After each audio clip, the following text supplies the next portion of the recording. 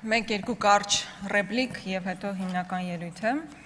Պարոն Կոնջորյանը, ես չհասկացա ինչու հատկապես Հովիկ Աբրահամյանի անունը հնչեցրեց, որովհետեւ կարծես թե շահեկան դիրքում չեն հայտնվում, որովհետեւ մարդիկ ովքեր տարիներ շարունակ ասել են Հովիկ Աբրահամյանի տունը, Ապորինի տունը պետք է վերադարձվի ժողովրդին, տարիների ընթացքում պարզեց, որ այդ ժողովրդի անունը Նարեկ Նալբանդյանն է։ Ու այն տունը, որը դրված էր կալանքի, կալանքը հանվել է, Նարեկ Նալբանդյանը գնել է տունը եւ այդ տան մեջ ապրում է Նարեկ Նալբանդյանը, թող ապրի։ Բայց այստեղ հարցը առաջանում ինչու է Կոնջորյան Հայկը հատկապես հիշում կոռուպցիայի շրջանակներում Հովիկ Աբրահամյանի ու նույնիսկ տունը Նարեկ Նալբանդյանը վերցրեց եւ ոչ թե վերադարձված ժողովրդին։ Տիկին Գասպարյան, ես պետական Կարճ նկատառում Տիկին Գրիգորյան 59-ը անշարժ գույք են ուզում, խնդրում եմ դա էլ մեկնաբանեք։ Այն 59, ասենք 59-ը մեկը հանեցինք։ Այն 58-ի մասին էլ խնդրում եմ մեկնաբանություններ արեք։ Ես ընդհանրապես նախ վարման մասով, պարոն Կոջորյան, որևէ բան ուզում եք ասել, հետո ասեք, ինչու եք իմ խոսքի ընթացքում ասում, եւ երկրորդը ես ոչ թե Հովիկ Աբրահամյանի շահերն եմ պաշտպանում, ընդհանրապես, եթե ինչքանով հասկանում եմ, ինքը ընդհանրապես ձեզ է պաշտպանել ընտրություններին։ Հարցը դա չի, բայց երբ որ շեշտադրում եք կոնկրետ կոռուպցիայի հետ կապված դրվագ, ամեն դեպքում Տիկին Գասպարյան, ես պետական տվյալներ եմ վերցրել։ Պահպանեք լռություն, մի րոպե, Ժորժ ջան, լռություն։ Շարունակեք։ Պետական տվյալներ եմ վերցրել բուհերում ընդունելության տեսանկյունից եւ կարող եմ ձեզ տրամադրել, այդ առումով կարող ենք քննարկել։ Սիրելի հայրենակիցներ, Եվրոպական ինտեգրման հանձնաժողովի ղեկավարի ընտրության հարցն ենք քննարկում եւ անկեղծ ասած ես միգուցե եւ չմոտենայի Անդոնի եզրափակիչ ելույթ ունենալու համար, եթե որոշ հարցադրումներ չհնչեին Տիկին Հովսեփյանին։ Այն հարցադրումները, որոնք վերաբերում էին բուն եվրոպական ինտեգրացիային, Եվրոպական միության անդամակցությանը եւ ընդհանրապես աշխարհաքաղաքական տեսանկյունից հնչեցող հարցերը բավականին նորմալ էին։ Բայց եղան հարցեր, որոնց մոտիվը ինձ միջևերջ հասկանալի չէ։ Որովհետև կրկնում եմ, հարց չի ուղղվում Եվրոպական ինտեգրման հանձնաժողովի ղեկավարի գործառույթների, իր պատկերացումների մասին։ Արցախցի կնոջը նայելով ասում են. դուք ճանաչում եք Արցախը Ադրբեջանի կազմում։ Մարդիկ, ովքեր Արցախը ճանաչել են Ադրբեջանի կազմում, հանձնել են, պատճառ են դարձել էթնիկ զտման, կանգնած ուղիղ արցախցի կնոջ նայելով ասում են դե ճանաչեք Արցախ Ադրբեջանի կազմում։ Դե ասա Ղարաբաղ, Արցախ չասես հանկարծ ու հանկարծ։ Սա հակամարտկային է, անմարտկային է, սա քաղաքական հարթության մեջ չի, որ մենք հիմա քաղաքական պատասխաններ հնչեցնենք։ Այս առումով ես հատկապես սրա համար էի ուզում մոտենալ կամ այդ մյուս հարցադրումը։ Իսկ ինչու էթնիկ զտման ենթարկվելու ժամանակահատվածում Տիկին Հովսեփյան, դուք հենց Ստեփանակերտում չէիք։ Լավ է չարծրեցին, իսկ ինչու են բենզալցակայանում չէիք, որ պայթեց։ Նիկոլ Փաշինյանը այդ օրերին ուղիղ եթեր էր մտնում, ասում էր, ինչ էթնիկ զտման մասին, սովորական քաղաքացիներին վտանգ չի սպառնում, ժողովուրդ ջան, որևէ խնդիր չկա։ Ես իսկապես կարծում եմ, այս բարոյական հարթությունը չպետք է անցնել։ Քաղաքականությունը քաղաքականություն, բայց բարոյական էս հարթությունը ոտատակ տալը ուղղակի անմարտկային է, հակամարտկային է, կրկնում եմ եւս մեկ անգամ։ Ու սա, գիտեք, ես առանձին սրան չէի անդրադառնա, եթե չզգայի, որ սա ընդհանուր պատեռն է, մոտեցումը արցախցիների նկատմամբ։ Երբ որ երկրի ղեկավարը մետրոյում արցախցի կնոջը հանդիպելիս փախածներ ձևով է իրան դիմում։ Հա, երբ որ արցախցի տղամարդ ով իրեն հակադրվում ասում, դու ընդհանրապես ինչ ես խոսում, ինչու՞ չես զոհվել։ Այս համատեքստը շատ վտանգավոր է։ Անհնար է բերել դիսկուրս ձեր կողմից Հայաստանի եւ Ադրբեջանի ժողովուրդների բարեկամության եւ հարաբերությունների հաստատման մասին, միևնույն ժամանակ Հայաստանի ներսում նման ատելություն սերմանել։ Ու արդեն սա քաղաքական ատելություն չի։ Սրան պետք է վերջ տրվի, մեր ժողովուրդը չունի այդ ռեսուրսը միմյանց նկատմամբ ատելության ու իրար ուտելու, այսպես ասած։ Ինչ վերաբերում է ԵՄ անդամակցության, ԵՄ ինտեգրացիայի, ես անկեղծ ուզում եմ հասկանալ, երբ որ հարցերը հնչեցվում էին Տիկին Հովսեփյանին, արդյոք դուք կողմ եք, որպեսզի Հայաստանի Հանրապետությունը դառնա ԵՄ անդամ պետություն։ Ուզում եմ այդ հակադարձ հարցը ձեզ ուղղել։ Դուք կողմ եք, Ձեր առաջնորդը ԵԱՏՄ նիստում ասում է ԵՄ անդամակցությունը գոյություն չունի, նման օրակարգ, նման ալտերնատիվ ասեղանի գոյություն չունի։ Ավելին ասում է բազմաթիվ գործընթացներից հետո դեռ փաստ չի Հայաստանի Հանրապետությունը կդառնա ԵՄ անդամ, թե չի դառնա։ Տիկին Հովսեփյանից ինչ եք ուզում։ Եվ հարց է հնչում, ասում է DCFTA, դուք այն ժամանակ կստորագրեիք կամ հիմա կստորագրեք DCFTA-ը, որը ակնհայտ է, չէ, որ տնտեսական մաքսային հակադրության մեջ է դրվելու ԵԱՏՄ մեր անդամակցության հետ։ Տիկին Գասպարյանը գլխով է անում, շատ լավ գիտակցելով, որ հակադրության մեջ են այդ երկուսը, այսինքն դու չես կարող կնքել DCFTA եւ լինել ԵԱՏՄ անդամ, եւ այս հարցադրման գիտեք ինչն է խնդրահարույց, որ հենց ձեր օրոքա ամենամեծ կախվածությունը առաջացել ԵԱՏՄ շուկայից։ Այսինքն վարել քաղաքականություն, որի հետևանքով դու ամենաշատն ես կախված ԵԱՏՄ շուկայից, ու ասել, բա ինչու չեք ասում, որ մենք պատրաստ ենք կնքել DCFTA կամ դառնալ ԵՄ անդամ պետություն։ Այս համատեքստում ես ուզում եմ նաև հարցադրում անել, թե որտեղ են կամ ինչպես չեք կարողացել բերել եւ ռեալիզացնել Եվրոպական միության կողմից հնչեցված 2.5 միլիարդ եվրոն։ Ինչու չեք կարողացել, եթե այդքան լավ եվրոպական ինտեգրացիայի ճանապարհով շարժվում եք, ինչու չեք կարողացել այնպիսի ծրագրեր մշակել, որտեղ եվրոպական օժանդակությունը, այդ միլիարդները, որ խոստացվել էին, հուսով եմ օդում հո չէին հնչեցվել, եթե հո բան չի, ջեմ չի, որ սարքեն ցույց տան։ 2.5 միլիարդ հնչեցվել է, որ պետքա բերվեն։ Ինչու ծրագրեր չեք մշակել, որպեսզի կարողանանք Հայաստանի Հանրապետությունում ռեալիզացնել։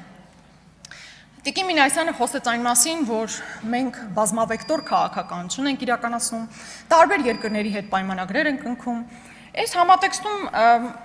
հատկապես եվրոպականի մասին է խոսքը, իսկապես շատ դժվար է գտնել եվրոպական երկիր, որ մեծ ներդրումներ է իրականացրել Հայաստանի Հանրապետությունում։ Ուղղակի դեկլարատիվ նարատիվների մակարդակում խոսել, որ մենք Եվրոպական միության անդամ երկրների հետ խորացնում ենք մեր հարաբերությունները, իհարկե կարող է հայտնվել Մակրոնի թվիտը, կարող են լավ նախադասություններ հնչեցվել։ Իսկ որքան ներդրում է իրականացվել Եվրոպական միության կողմից, տարբեր երկրների կողմից Հայաստանի Հանրապետությունում։ Ինչ տնտեսական օգուտ ենք ստացել։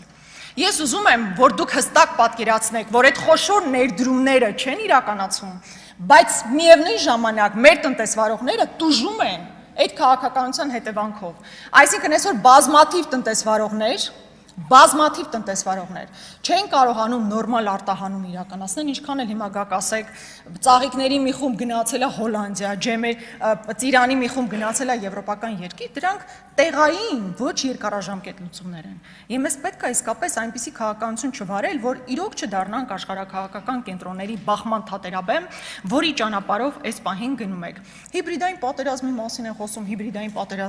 հիբրիդային պատերազմ քո նկատմամբ կարող է իրականացնել երկիր, որ քո համար սպառնալիք է, թշնամի է։ Դուք ընդունում եք, որ Ռուսաստանը սպառնալիք հանդիսացող երկիր է, թշնամի երկիր է։ Կարող եք այդ արձանագրումն անել։ Իմիջիայլոց իմ գործընկեր Քրիստինե Վարդանյանը, երբ որ հնչեցրեց այդ հարցադրումը, ազգային ժողովի նախագահն իջավ այստեղ, ասեց, ես այդ հարցին չեմ պատասխանի, վերադարձնում եմ ձեզ այդ հարցը։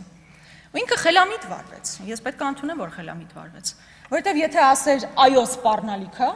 դա լուրջ հետևանքներ կարող էր ունենալ ամբողջ երկրի համար։ Իսկ կարող էր արդյոք ասել, որ սպառնալիք չէ, չէր կարող, որովհետև առավոտից գիշեր այդ նարատիվներն եք դուք սերմանում Հայաստանի Հանրապետությունում, որովհետև ձեզ այդ փոխկապակցված մարդիկ գնում են հմեկի տաղավարներ, նույն բաներն ասում են։ Դուք ասում եք Ռուսաստան բառը խուսափում եք, ասում եք այ կայսրությունը ձեր մեջ այսպես է ներդրել, որ դուք գաք այսպես ասեք, նույնիսկ կայսրություն բառն եք փորձել գտնել, ինչպես խուսափել Ռուսաստան բառն ասելու փոխարեն։ Եվ մեծ հաշվով, երբ որ խոսվում է ԵՄ ինտեգրացիայի մասին, գոյություն ունի բազա, որի հիման վրա աշխատում է Հայաստանի Հանրապետությունը Եվրոպական միության հետ, դա ՍԵՊԱ-ն է, եւ դուք էլ պետք է ի վերջո հաշվետվություն ներկայացնեք, քանի տոկոսով է ռեալիզացված ՍԵՊԱ-ի հնարավորությունները։ Վստահաբար ամբողջությամբ ռեալիզացված չէ եւ այդտեղ նաեւ ձեր պատասխանատվությունն է։ Մենք վստահ ենք, որ վիզաների ազատականացման ուղղությամբ մեծ աշխատանքներ պետք է իրականացվեն։ Դրա մասով ինչ որ քննարկումներ էսպային բնականաբար ավելի ակտիվացած են, բայց մենք վստահ ենք, որ ԵՄ ինտեգրացիան եւ ԵՄ անդամակցությունը պետք է միմյանցից տարանջատել։ Մենք կողմ ենք ԵՄ ինտեգրացիային, հատկապես այն տիրույթում, որ Եվրոպական արժեքները պետք է լինեն խորացված Հայաստանում եւ չնայած դուք ճիշտ հակառակն եք անում, որքան գոռում եք Եվրոպա,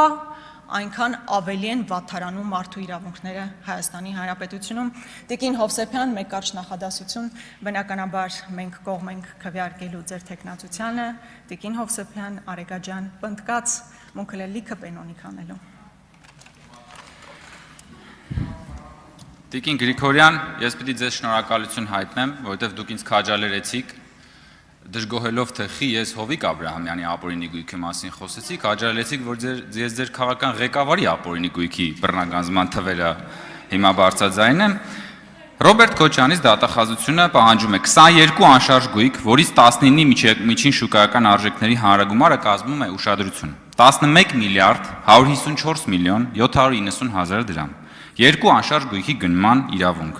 3 միլիոն 84,965 ԱՄՆ դոլարով եւ 985 միլիոն դրամով ձեռք բերված պարտատոմսեր, ավելի քան 1 միլիարդ 405 միլիոն դոլարի եւ 1 միլիոն 405 հազար դոլարի եւ 200 միլիոն դրամի ավանդ։ Պահանջը ներառում է նաև 13 իրավաբանական անձանցում մասնակցություն, որոնց թվում են Toyota Երևան ՍՊԸ-ն, Նաերի Ինշուրանս ապահովագրական ՍՊԸ-ն եւ այլն, ինչպես նաև 4 իրավաբանական անձի մասնակցության ձեռքբերման արժեքը։ Եթե ես այսպես շարունակեմ, կարող է պարոն Կարապետյանի ելույթի ժամանակը ավարտվի 10 րոպե, բայց ընդհանուր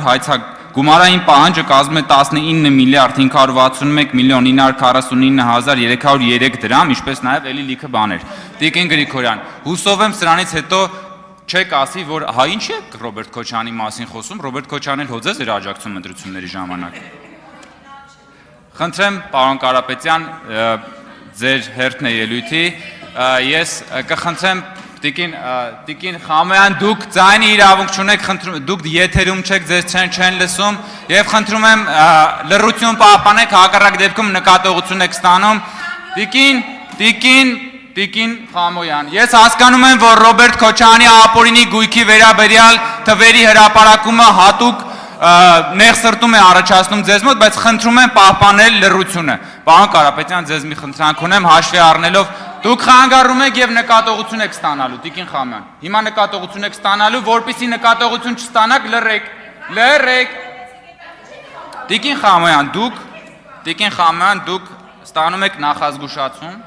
ըստ կանոնակարգի եւ հաջորդիվ, եւ ես ձեզ զգուշացնում եմ, որ հաջորդիվ այդ նախազգուշացման եւ նկատողության սանկցիաների բանը բարձրանալու է գրադացիան, այնպես որ հանգստացեք։ Պարոն Կարապետյան, ես ձեզ խնդրում եմ հաշվի առնելով, որ առիթ չի եղել նաեւ ներկայացնել եւ պատասխանել իմ հարցին, թե Տիկին Արեգա Հովսեփյանի տեխնացությունը ինչ ընթացակարգերով է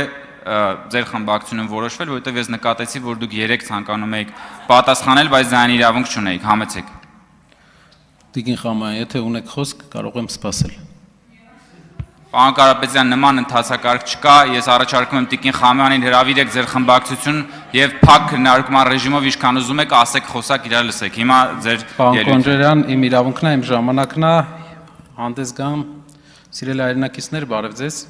Մենք այսօր քննարկում ենք եվրոպական ինտեգրման մշտական հանձնաժողովի նախագահի